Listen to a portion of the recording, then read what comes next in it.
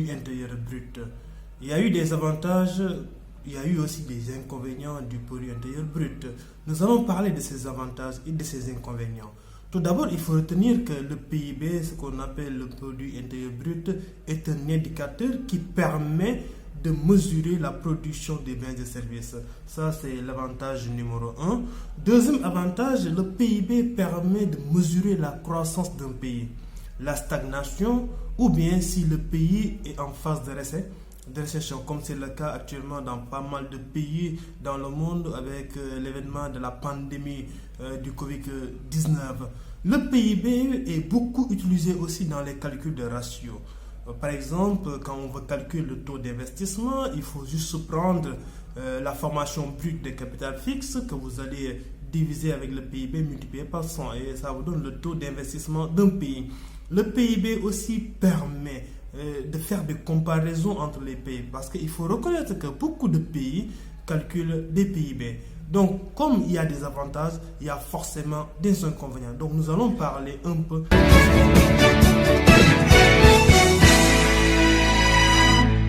inconvénients du produit intérieur brut.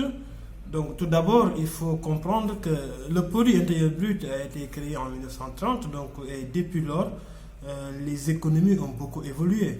Donc, raison pour laquelle, dans le calcul du PIB, il y a beaucoup d'éléments qu'on ne prend pas en considération. Donc, premier inconvénient qu'on peut citer par rapport à cet indicateur, c'est que le PIB ne prend pas en considération le bien-être. Le PIB ne prend pas en considération le bien-être des populations. Ça, c'est l'un des inconvénients qu'on peut signaler concernant le PIB. Il y a aussi, le PIB ne prend pas en considération aussi le marché noir. Donc, quand on est dans le marché noir, toutes les transactions qui sont faites là-bas, le PIB ne prend pas en considération ce marché noir-là. Il y a aussi l'économie illégale. Quand on parle de l'économie illégale, tout ce qui est fraude, etc., trafic, etc., le PIB ne prend pas en considération cet aspect-là de l'économie.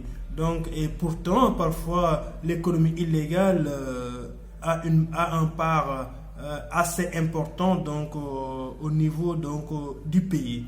Donc ça aussi, c'est l'un des inconvénients du PIB. Le PIB aussi ne mesure pas ou bien mesure très mal ou bien même évalue à la longue très mal ce qu'on appelle la production non marchande.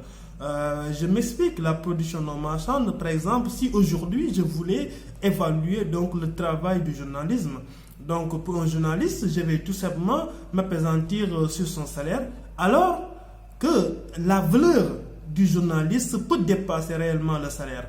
Donc le PIB ne prend en considération le salaire. Alors ça ne mesure ou bien évalue très mal ce qu'on appelle la production non marchande.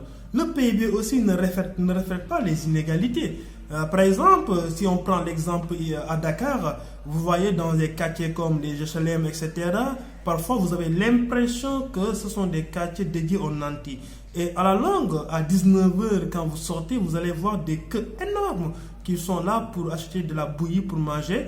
Donc, pour montrer que les limites énormes du PIB, ça ne reflète pas les inégalités. On peut dire que, par exemple, au niveau des Almadies, que la croissance a augmenté là-bas. Mais est-ce que réellement, les gens qui sont là-bas ont senti cette croissance?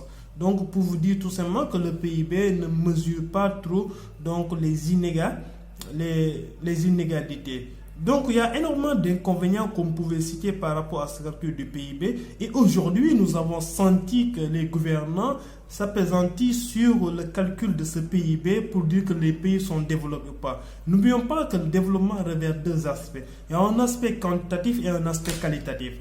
Donc, l'aspect quantitatif, c'est qu'on peut mesurer le taux de croissance, mais l'aspect qualitatif, c'est le bien-être, c'est-à-dire l'accès universel. Est-ce que nous avons un plateau médical assez au rendez-vous du 21e siècle? Est-ce que réellement l'éducation est une éducation de qualité? Au niveau du transport, est-ce que nous, en tant que Sénégalais ou bien en tant qu'Africains ou bien en tant qu'habitants ici dans ce monde, on a la possibilité de voyager avec des infrastructures routières de dernière génération? Tous ces aspects-là devraient être pris en compte par le PIB. Mais malheureusement, le PIB ne les prend pas en considération. Donc, raison pour laquelle nous disons que le PIB n'est pas un très bon indicateur de développement. Donc, nous allons donner rendez-vous sur d'autres vidéos pour parler un peu de la croissance endogène, parler aussi ce qu'on appelle des croissances intraverties ou extraverties. Donc, on se donne rendez-vous à très bientôt.